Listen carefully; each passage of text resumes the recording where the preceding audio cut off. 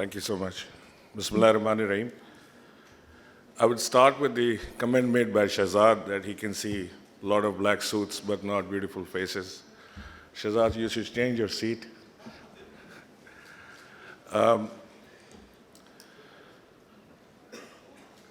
Pakistan was on the rise in 1960s until end of the 1970s. And all the figures everybody have been just quoting, 6th largest nation, 4th largest cotton growers, and we can go on. One wonders, then what stops Pakistan being the greatest nation in the world? You have copper, you have gold, you have gas, you have oil, you have cotton. You have everything here, but you're not growing. The growth is not seen. So let me address this issue for all the foreigners sitting here. Our airline, for instance, PIA, Pakistan International Airline, was Airline of the Year in 1972-73. Pakistan Steel Mill was one of the best steel producers in Southeast Asia. But then there was a sudden collapse. The airline went down. It's an airline where a lot of Pakistanis stopped flying with. The steel mill became a liability. And everything going right for Pakistan started going wrong. And all the responsibility comes down to the leadership that we chose in those times. Pakistan was badly struck by the corruption element.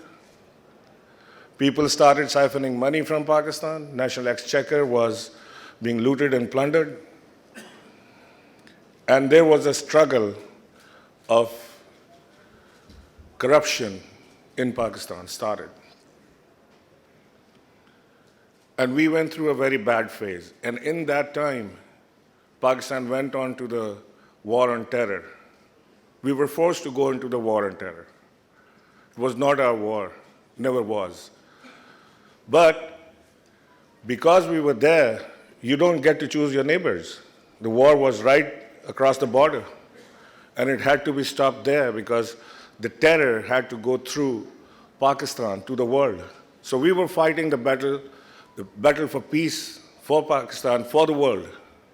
It was not for alone Pakistan. We lost 70,000 lives, or more than 70,000 people. We lost $250 billion in that war. And look where we are today. We are actually looking for a loan of $6 billion from IMF to get Pakistan economy back on track. So something terribly went wrong. The design was not good. The idea was not good. The support was not enough for a nation who was fighting war on terror, for a nation who was looking up to the world, for a nation who was on the rise, went down. And then, now here we are. The Prime Minister, who was not Prime Minister then, he was always against the war and was for the peace talks. And now the world has accepted this, that if there is a chance for peace, it has to be settled on the table.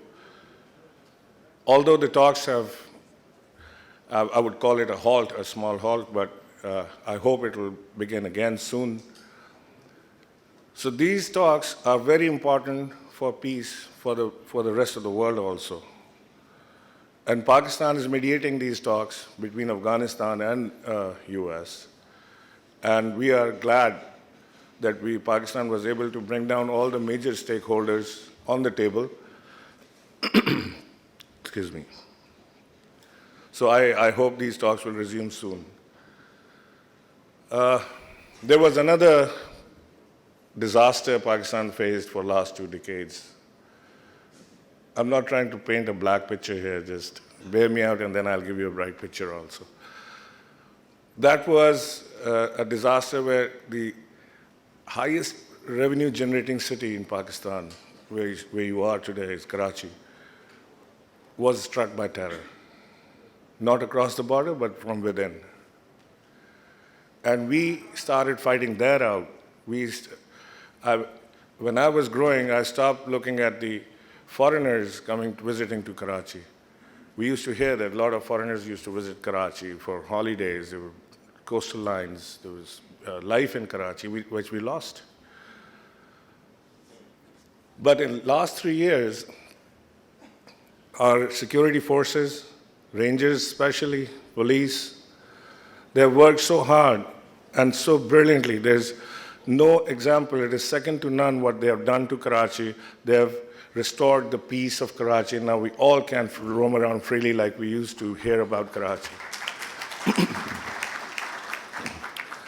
So here, what we are offering here. Pakistan is one of the fastest growing economy in the world. As you have just seen the figures, I don't have to take you through the figures again. And I'm no economist either. But in my last trip to US, my dear friend Kamiran Nasir has made me, I'm about an economist because he's taught me a few words, beautiful words, where you can imagine that, oh, this guy knows economics, but I don't. So all those figures speak for themselves.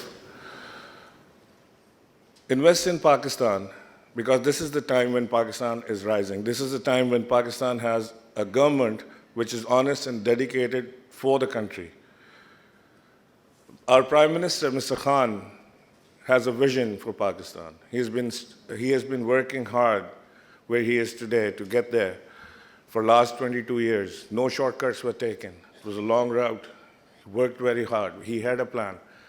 He has people. He has energy to do it.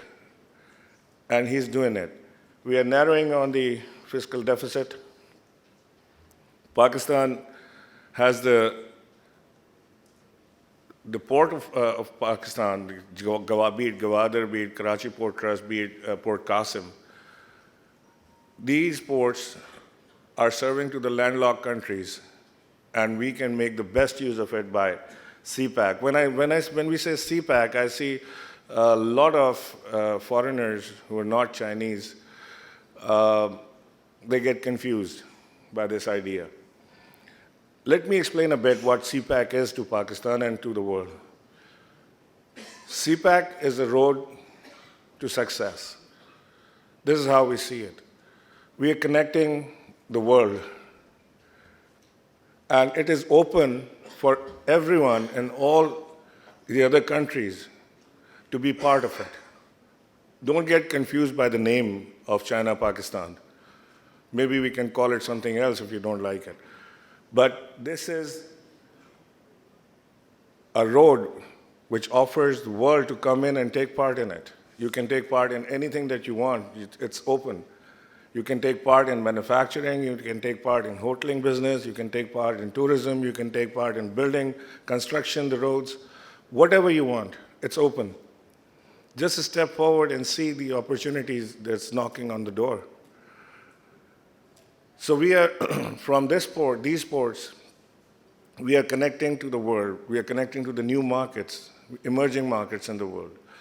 So this is the opportunity for all the investors who are looking around to invest. Pakistan is the place where you can easily come and invest. We have, I wish my chairman board of investment was here today to give his vision about it, but yesterday he was with me and the things he was telling me were very promising.